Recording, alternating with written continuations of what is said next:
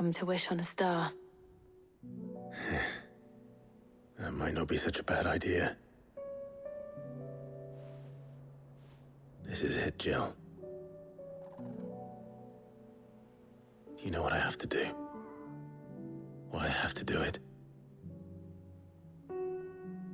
There's no turning back now. This is where our journey was leading us. Where it will end, for better or worse. I could pray to Metia for you. But you'll be all right, won't you, Clive? You always are. I did promise we'd watch the moon together. I'll be waiting.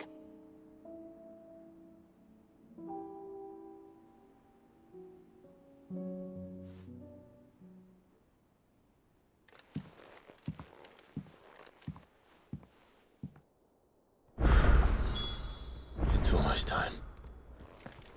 Better make sure I haven't forgotten anything.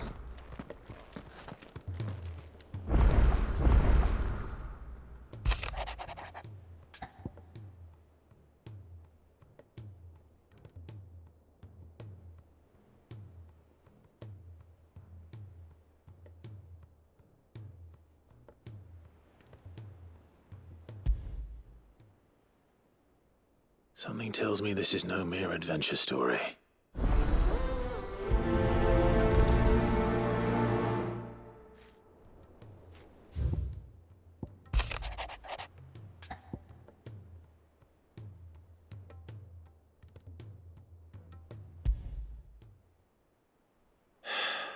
What is it this time, Torgal?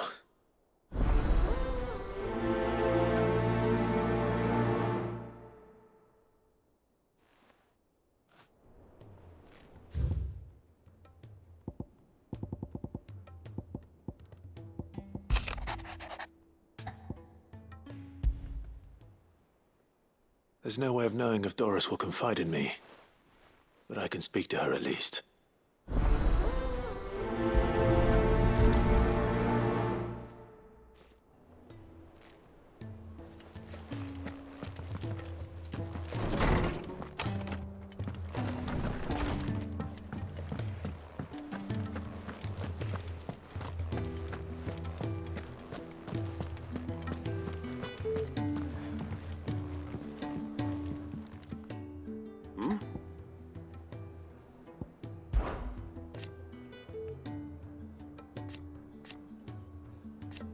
Huh.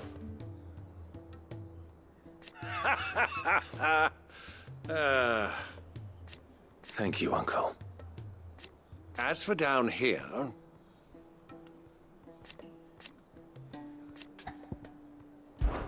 Clive, my boy! Rutherford informs me that we owe you our thanks. Hadn't intended for you to get involved, but such are the times we live in, huh? I would have done the same for anyone else. You're far too modest, Clive. You'd make a terrible nobleman. But tell me, is the realm truly in as dire a state as Rutherford suggests? From what little I saw, you were right to be worried. I suppose I should have expected the worst. But I was rather hoping the great and good of the realm might have things a little more under control. Alas, it seems that firm leadership is in short supply these days, and without it, the people are bound to lose their way. We must move quickly. But where do we start? True, the challenges that face us are many. But in my estimation, there are two key areas to be addressed before any other. The realm's armies and her larders. As you've seen firsthand, it's every man and woman for themselves out there. Certain cities have banded together to try and maintain some semblance of order, yes?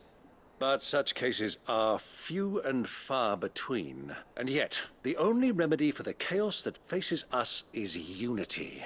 A unity that transcends even the borders laid down by our ancestors. In short, if Storm does not stand together, she will fall apart. But how would one even begin to unite the realm?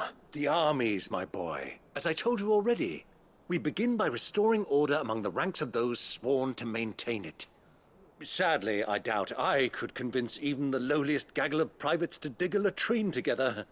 But I do know someone the High Commanders have been known to listen to on occasion. Field Marshal Eugen Havel. I thought he was retired. He was, until an Akashic army tore through Randalar and killed most of the rank and file. There is no man alive more capable. Literally. And as luck would have it, I've already spoken with him on the matter. Of course you have. And he's agreed to help. On one condition. That he first speaks with you personally. Havel has always been a man of frustratingly rigid principle, and he has certain qualms about clasping arms with, well, with an outlaw. I extolled your many virtues as best I could, of course, but the old goat was adamant that he be allowed to appraise you in person. You don't mind, do you, my boy? Of course not. As long as chaos reigns, we will never build a better world. I'll do whatever it takes. And if the Field Marshal wishes to speak with me in person, then so be it. That's the spirit. I'll leave for Randalar at once. Would you send a Stolas? Of course. Rutherford is already in the Dalmekian capital. I'll have him tell Havel to expect you forthwith. Excellent. Thank you, Uncle. No, thank you, Clive.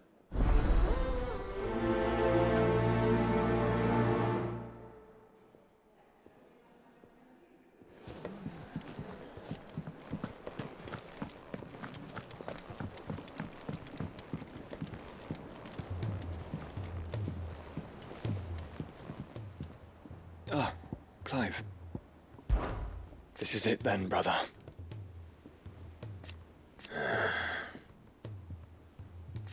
Indeed.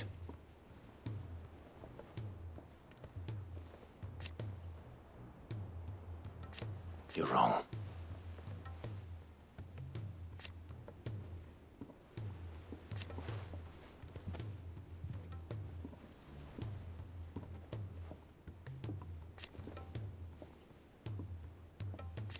Of course. Joshua, what's wrong? And don't say nothing. It's not nothing. I've received word from Cyril. The Undying have found Father's will, or something akin to it. His will? How and where?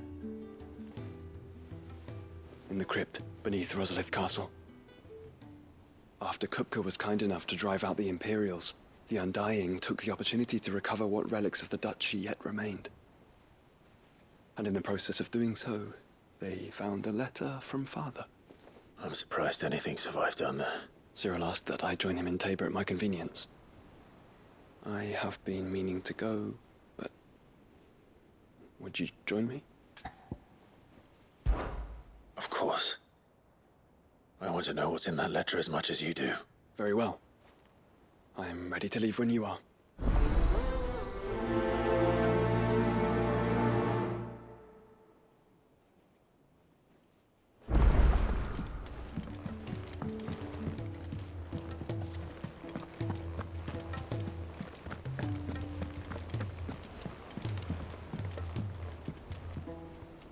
Sid, I was wondering if you could help me. It depends what with. A bearer, but recently freed from his bonds, is keen to join the Curse Breakers. As you know, the work we do is not easy, which is why we test every volunteer's suitability. I was hoping you could oversee this one's evaluation. I don't mind, but why this one? Because he wants to be a scout. Our ranks are filled with men and women capable of breaking chains and putting slavers to the sword. But scouting, we're few with the nose for that, which is why we still rely so heavily on Gav. And since he accompanies you on so many of your missions, I thought you might be better placed to recognize the traits in him that we should look for in those who'd fill his boots. Sounds reasonable. So you're happy to oversee the boys' test, then? One can never have too many scouts. Truer words, Sid. I'll let the initiate know that you'll be attending his trial, and that he is to proceed directly to Northreach in readiness. No time like the present, eh? No time like the present. I'll await you there.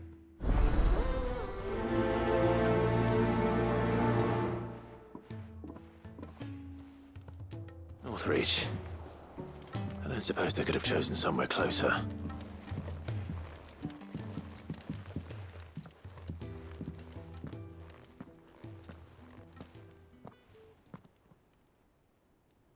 Where are you? Can I help you, Sid? I'm looking for Doris. Is she here? I'm afraid not. She's at Martha's Rest on a job. My job, actually. When she heard what the mission was, she insisted on going herself. Alone. Did she? What was the mission? Following up on some new information. Once they'd settled in, the bearers you helped liberate in the Dragon's Eyrie were keen to talk about their imprisonment. And about their captor. The slaver Cole's team were tracking when they were attacked by the Beastmen. I'll go and find her. She's at Martha's Rest, you say? If she's not moved on already, yes. I hope everything's all right. Why would Doris insist on going alone? Maybe Cole was right to be worried.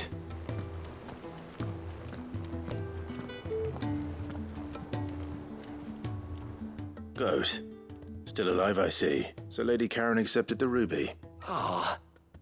About that. I tried my best, but she was just too stubborn to take it. She threw it right back in my face, in fact, and told me I could stick my stupid stone where the sun don't shine. Karen refused payment. I hope it wasn't something I said. I'm sure you were as tactful as ever. Let me see what I can do. Wonderful. I hope you have better luck than I did.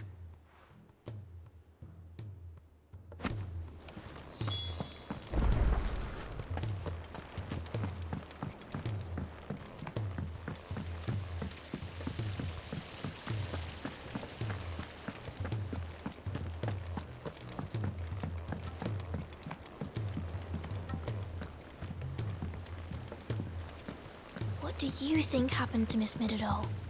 I heard she was kicked out of the university.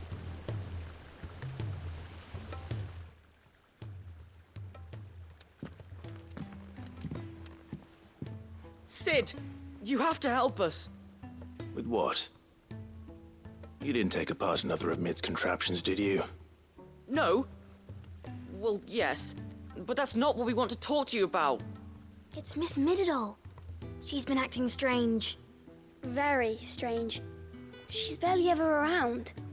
When she is, she acts like we aren't even there. Her head's in a crowd. In the clouds. That's what I said, in the clouds.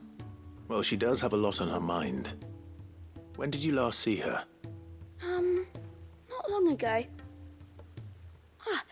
Right after she got back from saving you from Stonear. Then it's probably just about the Enterprise. It did take quite a battering on the way there and back. You didn't break it, did you, Sid? You really should be more careful around Miss Middeldore's inventions. Don't listen to her. Even if you did break the Enterprise, you could put it back together, couldn't you? But who's gonna put Miss Middledore back together? She seems really sad. Why don't I go and see if I can cheer her up? You do that? For us? She's in her dungeon. Don't scare him. It's not a real dungeon. Thanks for the warning.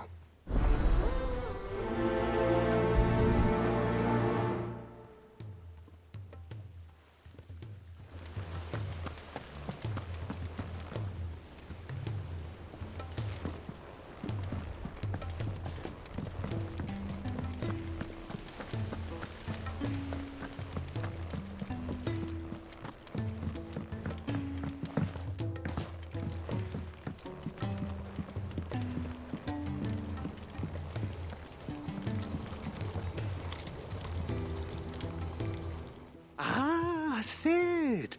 Wasn't expecting you back so soon. So, is it good news or bad? Good, thankfully. Here. That's brilliant! Thanks a blimmin' million! I'll fit 'em to the smelter right away!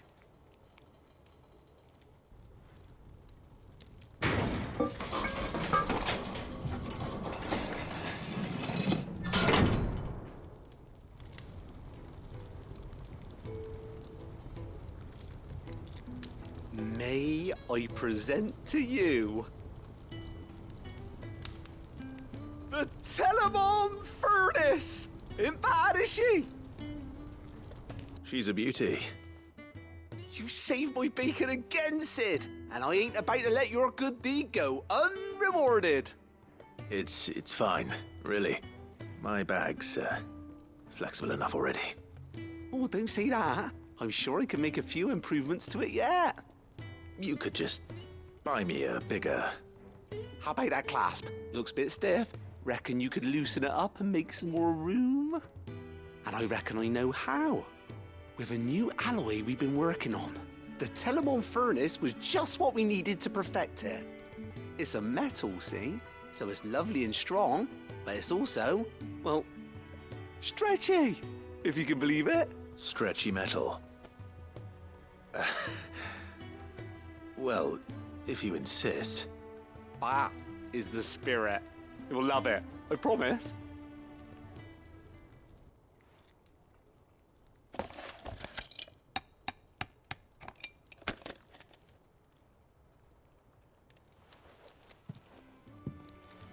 So, what do you reckon? It's actually quite ingenious. Thank you, Owain. Shh, don't mention it. You earned it. And I wanted to get some practice in using that metal anyway. Reckon we'll have all kinds of uses for it around the hideaway.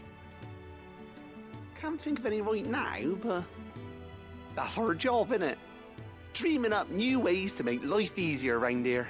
Maybe even out there, too. One day, the whole world's gonna know about the inventions you've helped us put together. That bag of yours will be the first of many. You mark my words. They'll hardly believe their eyes, I'm sure.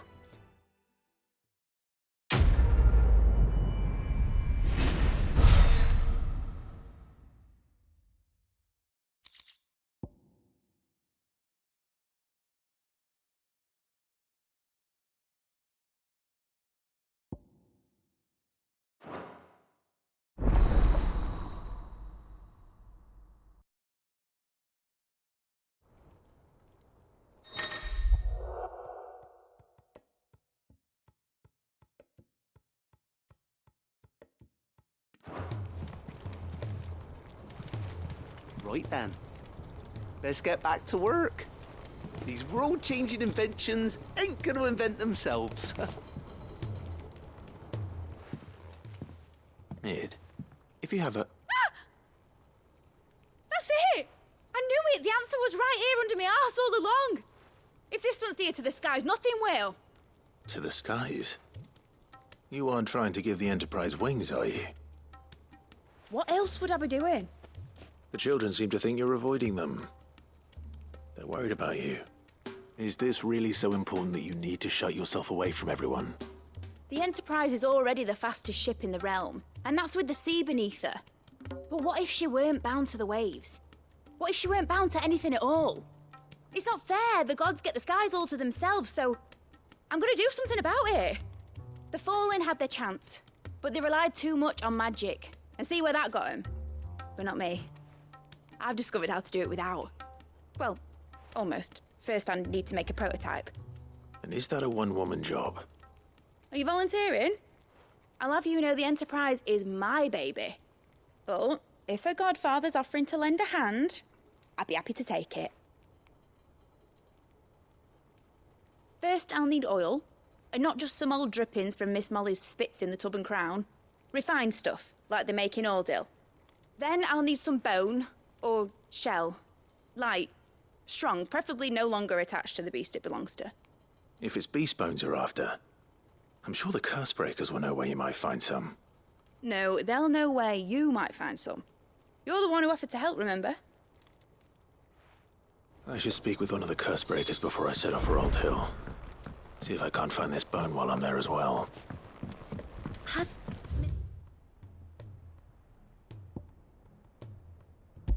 Did all mentioned a new project yet?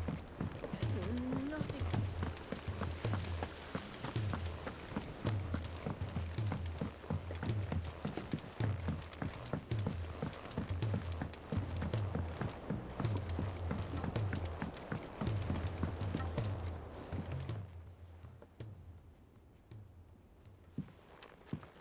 Pining for something, boy.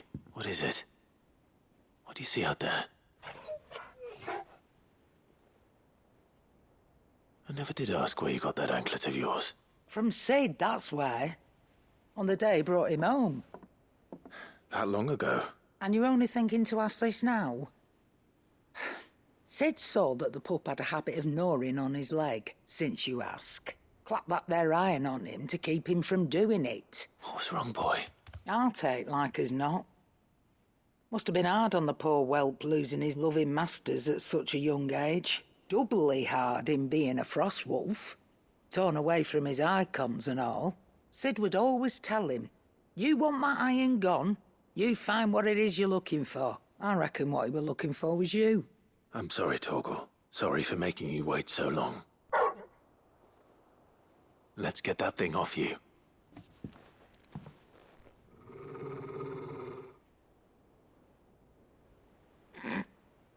Doesn't sound like he wants it off. Indeed. You miss Sid as much as the rest of us, don't you? You want me to go with you somewhere?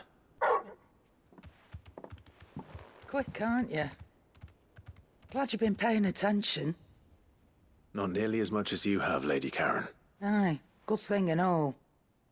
It's not like Gav would have kept him in nuts and rubbed his belly these past 10 summers. Your kindness is appreciated. You've been a good friend to him. Only because he doesn't talk back like the rest of you. Go on now.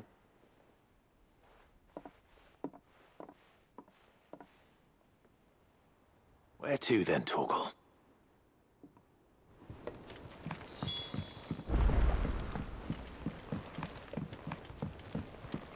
Say what you will, Lady Karen has seen herself hand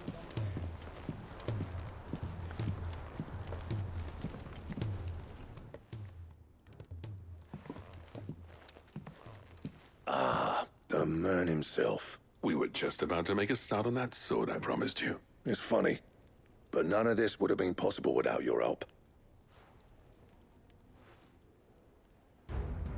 You remember Camille? We'll be using his leather work for the grip. The steel, meanwhile, will be tempered in a fire, burning the cinders you charmed out of old Zoltan here. And that whetstone from the Outer Isles, that'll be what gives the blade its edge. And the final flourish will be my talented colleagues' engraving. A team effort led by the greatest blacksmith alive. Now, save that talk till the thing's finished, yeah? Right. I'm ready if you are. To the bellows it is, then.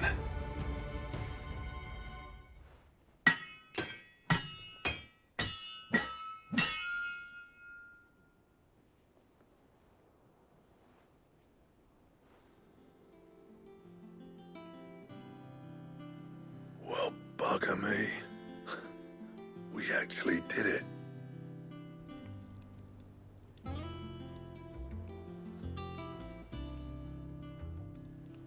The sword to end all swords. Ragnarok. It's quite something. I, trust you'll take good care of it. Thank you. Both of you. So, does this make you pair the greatest craftsman alive, then? This? Nah. This was just following the footsteps of the greats of old. It'll take more than that to earn us our place in history, but we're up for the challenge. Here. A list of materials. Zoltan and I got talking on the long road back from Dravoist. We reckon with those items there, we could craft something even better than the Ragnarok. Something worthy of a legendary outlaw like yourself. That's a weapon I'd like to see. You leave this list with me. I was hoping you'd say that. One legend at a time, eh, lads? Before you start on the next, who fancies raising a cup to friendship reforged? Good idea. No more drinking to forget my past. It's about time I had something to celebrate. Then tap the kegs! Vulcan's boys are on their way!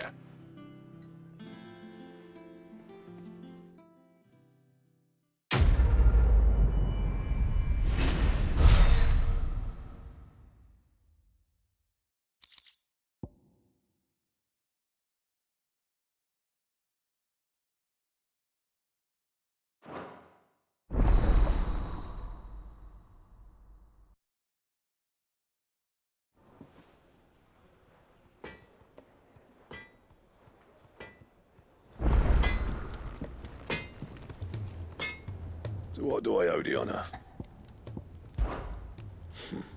I never thought me and Zoltan would ever speak again, let alone work together. And if it hadn't been for you, we wouldn't. You've been a good friend to me, Clive. The best. What do you want?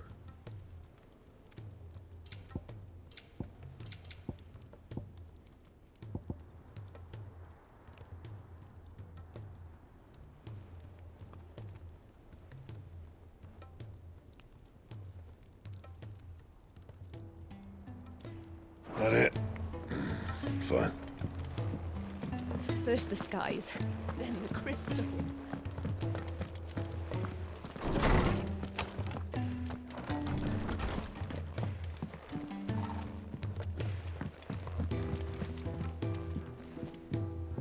Clive, do you have a moment?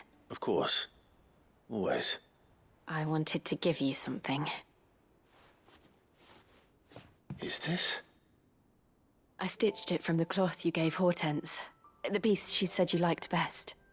I told her I used to enjoy needlework, but I didn't think she'd remember. It's beautiful, Jill. You didn't have to. When I was very little, I recall my mother telling me that young ladies of the court would give knights ribbons from their hair before they went off to war. I still wear mine, so I made you this instead. Red is the color of passion, the fire in your heart. Fierce and bright, it binds you and your brother, you and your friends, you and me. Our bond. May it never be broken. And may it ever bring you back to me. I will always, always be here. Thank you, Jill.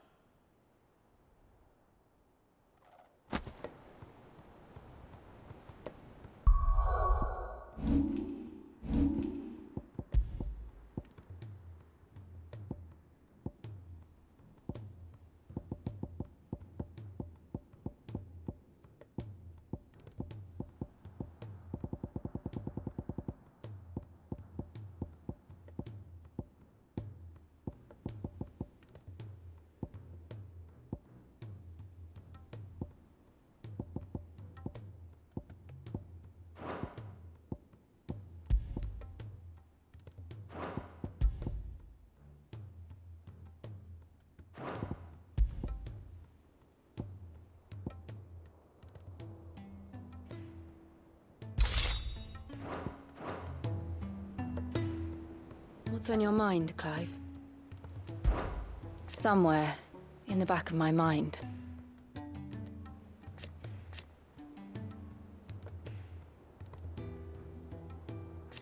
I know.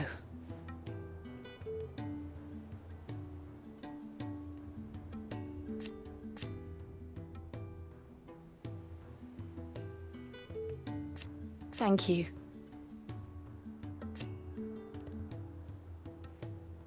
And so for now,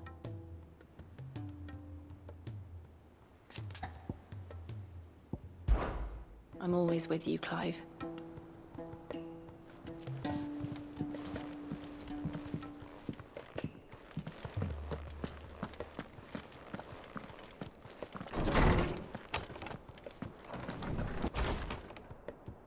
My Lord Marquis, I heard about Eastpool, that some of my fellow Guardians are to build a new home there, both for themselves and for Madame Martha's bearers.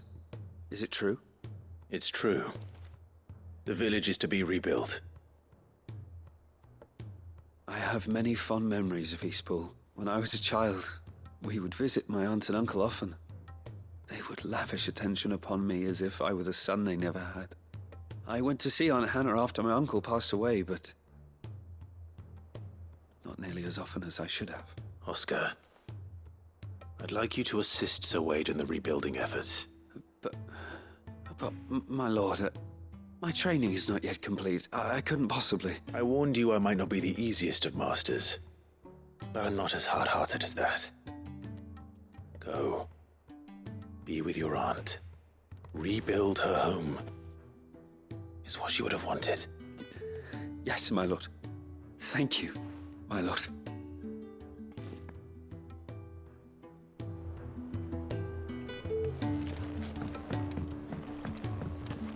First the skies.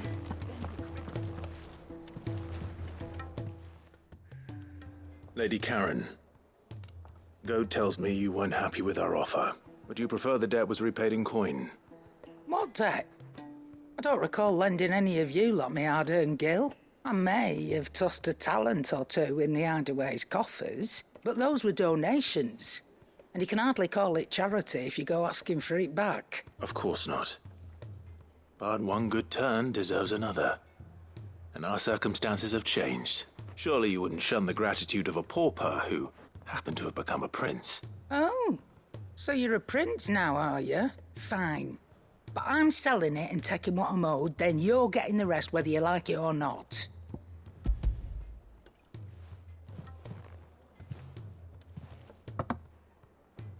Where'd you even get this? A decent trader might nab 1,000 talents for a star ruby. A canny one, meanwhile, might claim it were nicked from the belt of Sid the Outlaw himself and ask twice as much. Might be I already have a buyer in mind. Might be you even know her. A fine continental maid whose beauty's only eclipsed by a guile in commerce. You wouldn't mind, would you? Not at all. Just be sure to tell her that it's always a pleasure doing business.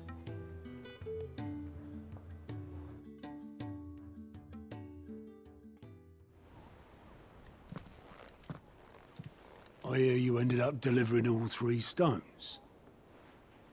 Thanks to this lump, I sometimes wonder what I pay you for. Speaking of which, I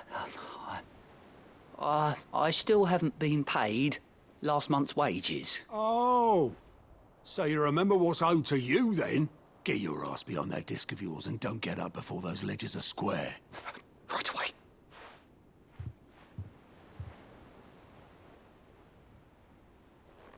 I've seen that before. You have, yeah. Plenty of times. It was the only goblet Sid ever used. Either out of habit, or because the filthy sod couldn't be bothered to find a clean one. I knew so little about him. Like most people. Martha and the Dame both seem to have fond memories of him. I bet they do. How long did you know Sid before he died? 20 summers, give or take. Back in the day, I was a purser on a trade ship, which is where I met him. He bought passage to, forget where. And having nothing better to do on the long nights, we sat up drinking island rum till the morning bell dragged me back to my duties. Quit my post not long after that, on account of making a fine maiden's belly fat. But me and Sid stayed close, promising we'd one day sail the seas again. That was before fate stepped in and said she was having none of it. The magic woke inside my son soon after his first name day, and there was no hiding his knack. Couldn't you and your family have... My family were the ones who summoned the constable, wanted the monster taken away. I couldn't turn my back on him, forget what I felt, and I couldn't for the life of me understand how they could. Luckily, Sid was of the same mind as me. It was him who stood beside me when all I wanted was to tear the whole world down. Him who cried for me when I had no tears left of my own. Him who swore he'd do everything he could to stop it from happening again. And he was true to his word, too. Left the Royal Army once and for all. His ranks, his ribbons, gone. Just like that. Threw away everything he had. All to right a wrong that no one else had the courage to face. I knew then I'd follow that man to the ends of the earth.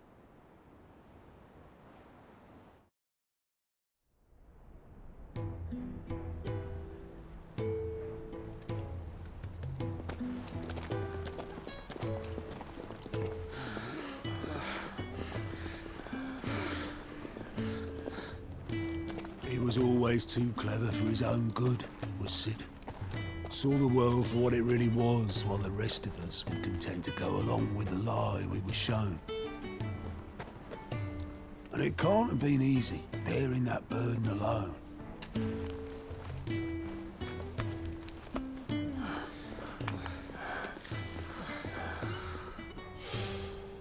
But he didn't let it stop him.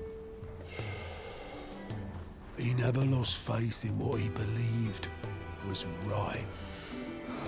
And that gave us faith in him. Faith he'd steer us true. So I swore to myself that I'd always be right behind him, ready to catch the stubborn sod, if ever he should fall.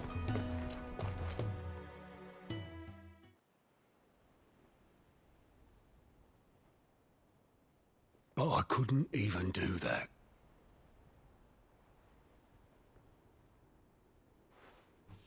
Ignore me, just the ramblings of a tired old man. Leave that lot. I'll tidy it up in a bit.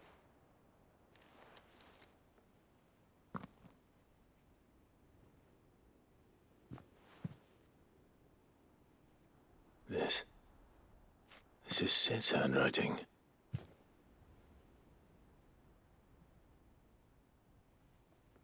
Dear Otto. I may be drunk, but I wanted you to know this place would be fucked without you.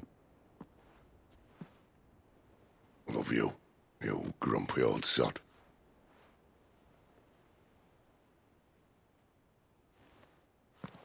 This note. Hmm?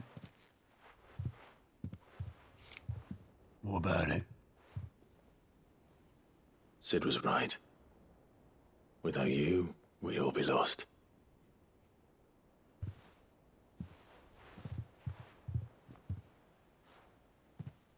He should have bloody well said so then. Just once. Before he went. But then, why would he? Him, or anyone? I'd only have told him to piss off.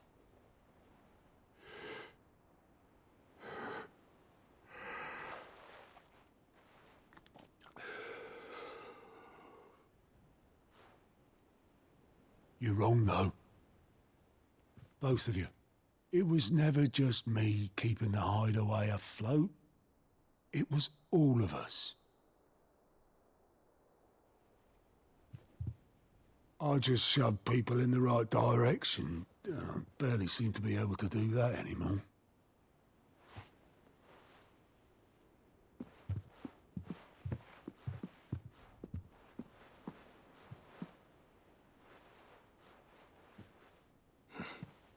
Would you rather go at the helm? Well, maybe I've got a few more years left in me. I'm going to hold you to that, Otto. Before you go, Sid would have wanted you to have this. But that's... This'll do me just fine.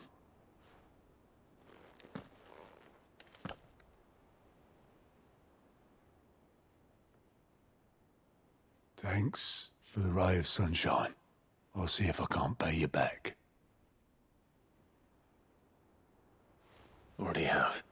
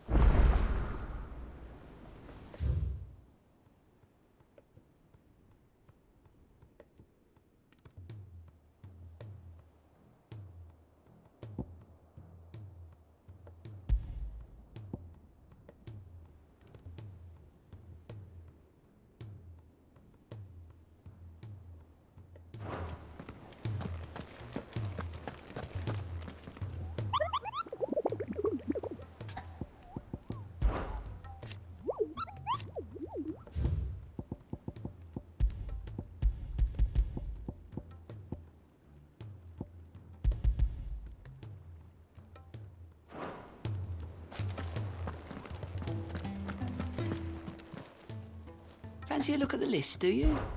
Anything catch your eye?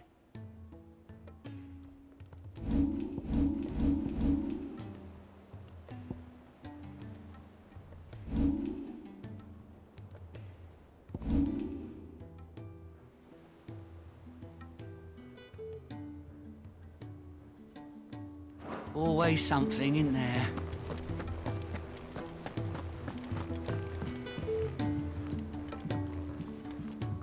Vivian, I read your note, and I'd be happy to help you find the book you're looking for. Thank you, Clive. But tracking it down will not be easy. Are you sure? Please. You have always granted me your wisdom and insight whenever I asked. It's only right that I return the favor. Or at least attempt to. You are too kind. Alas, what I ask of you is rather more trying than delivering the odd lecture. I spoke with Harpocrates to see if he had any inkling as to where another copy might be found, but... But perhaps it is best that you hear the details from him. If you say so. Forgive me, Clive, for asking this of you. But this book, it set me on the path to becoming who I am today. Its importance cannot be overstated.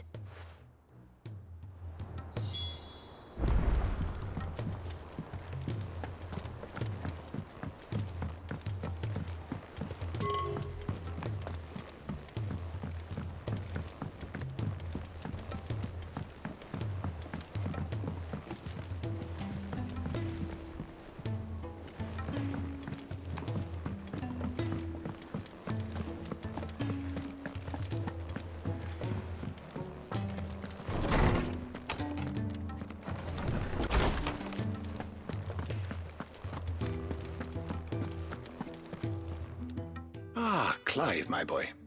What a pleasure it is to see you. Harpocrates. There's something I need to ask you. I've been charged with locating a book called From a Distance. Then you seek a rare gem indeed. One whose name I had not thought to hear from your lips. You've been talking to Vivian. Right as always, but she didn't seem keen to tell me very much. I take it she didn't like what you had to say. And yet I gather it did naught to dissuade her. Clive, if the young professor has tasked you with obtaining a copy, I fear she asks the impossible. The executors would not allow it. The executors?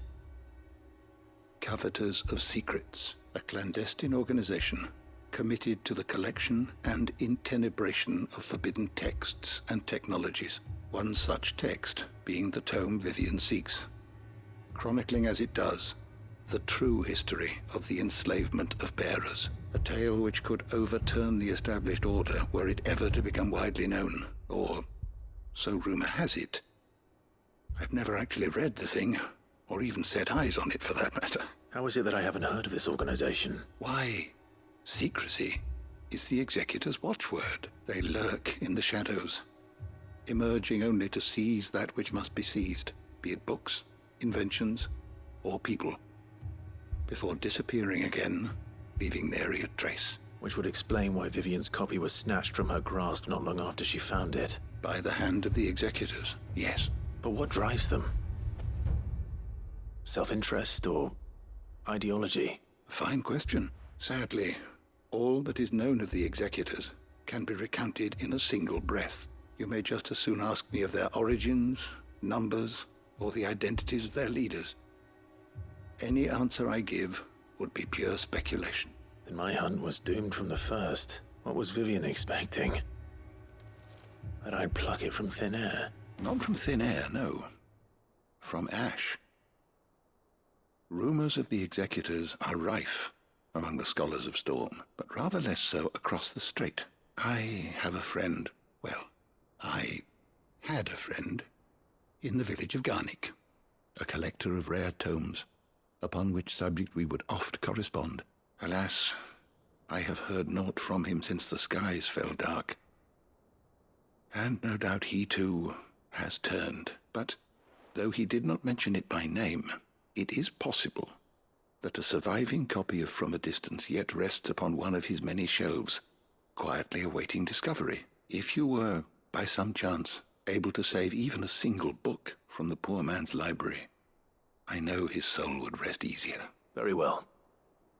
When I next find myself in Waloed, I'll be sure to pay Garnick a visit.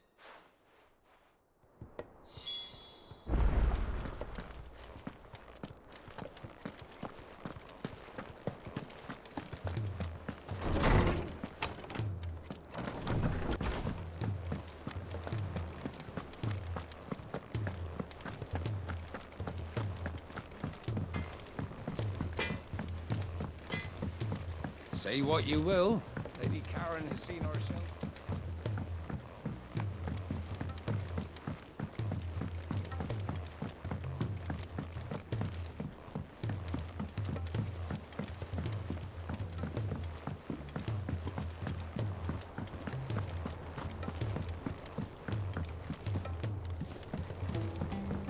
Miss Shirley says your books made quite an impression on the children.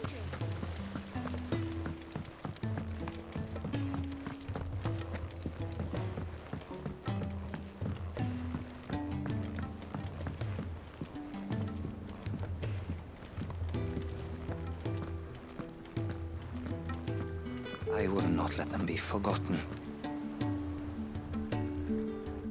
Sid, may I have a moment? Of course. It is an honor to finally speak with you. My name is Herman. I've been with the Cursebreakers for some time now, and I wish to be deployed to Ash. Any assignment will do. No.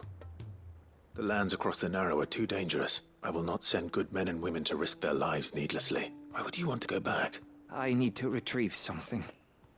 Something important. I was raised in an orphanage. The Badbach Conservatory. Or rather, I was held captive there. It was not a place of nurture. It existed solely to turn bearer children into mindless weapons. We were tortured until we feared no pain. Tormented until our hearts turned to stone. And few ever survived long enough to become tools of the last king. I can't imagine. I lost so many. I can't even remember all their names, but they must be remembered. They cannot fade away, faceless and forgotten. The Institute was run with military precision. Every child measured.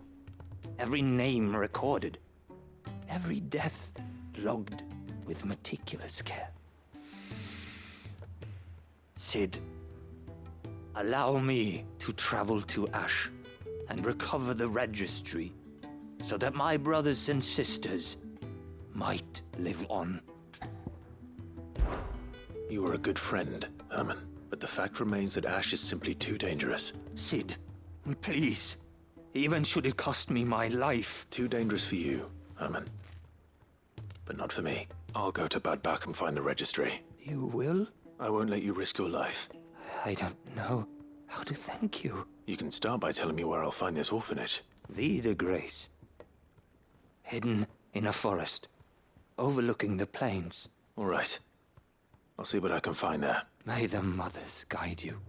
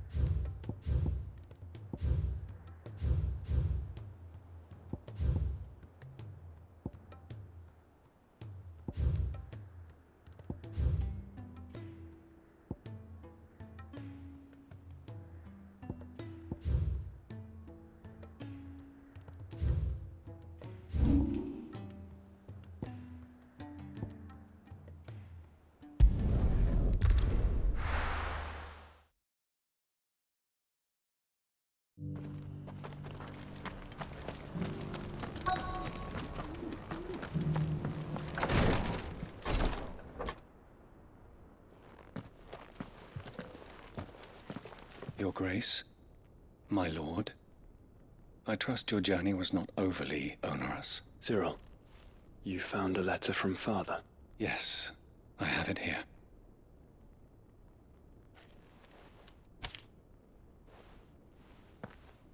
If you would do us the honor, my lord.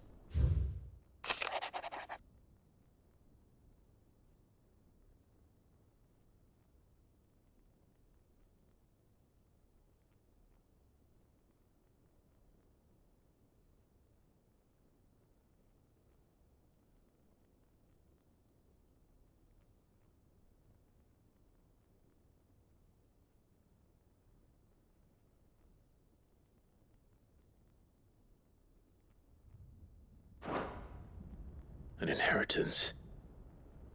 It would seem the late Archduke penned this missive shortly before his passing. The day before we left for Phoenix Gate. What are these plans he spoke of? His plans for the duchy, Your Grace. Your father entrusted them to my predecessor, the former bearer of the Burning Quill, who entrusted them in turn to me. The complete emancipation of bearers is their stated aim. But your father's dream did not end there. His Grace also spoke of building hospices to care for those stricken by the curse, and the founding of a new university to further the development of non-magical technologies. With the blight spreading ever more widely across the twins, Archduke Elwyn saw this as the only means of securing Rosaria's survival. He wished to see men and bearers treated as equals. To see centuries of common wisdom overturned. Small wonder he did not think it achievable within his lifetime. But he thought it achievable nonetheless. Had he not, he would never have written this message. Nor would he have entrusted his vision to his most faithful aides, those who would have stood with you, shielded you from the machinations of the less benevolent personages at court. It's a pity only they are still with us.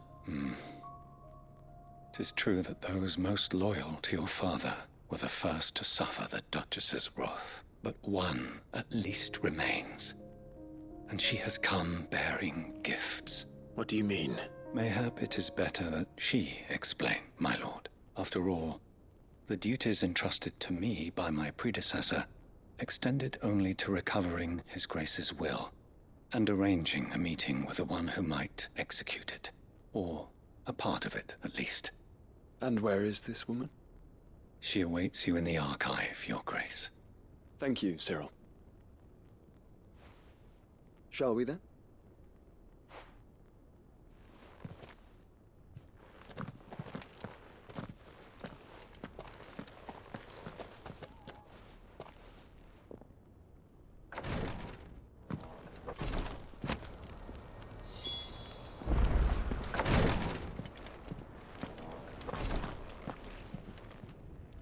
Lord Marquis, if you have a moment. What is it, Cyril? One of our brethren lately journeyed across the strait in order to pursue a new avenue of inquiry in our ongoing investigation. He sent an owl some while ago, but we have heard naught from him since. Was he surveying another fallen ruin? No.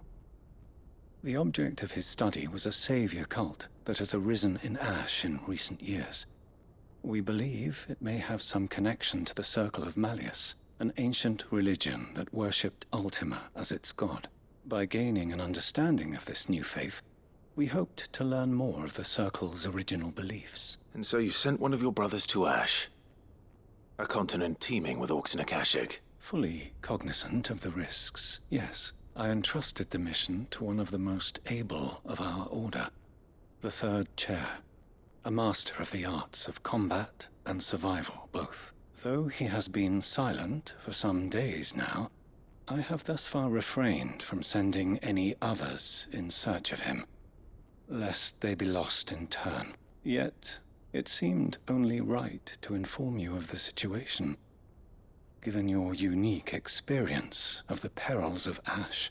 For as you so earnestly advised me, it would not do to abandon a man to his fate, when he might yet be saved.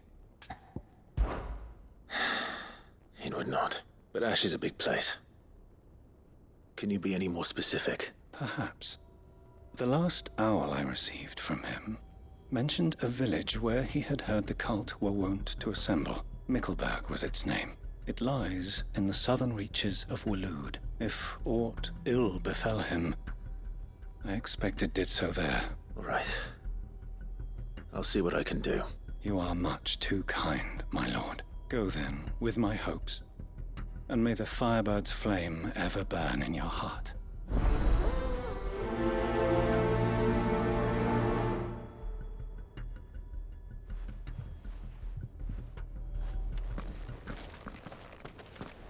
If this new faith really is an offshoot of the Circle of Malleus, then... Let's concentrate on finding the third chair first, shall we?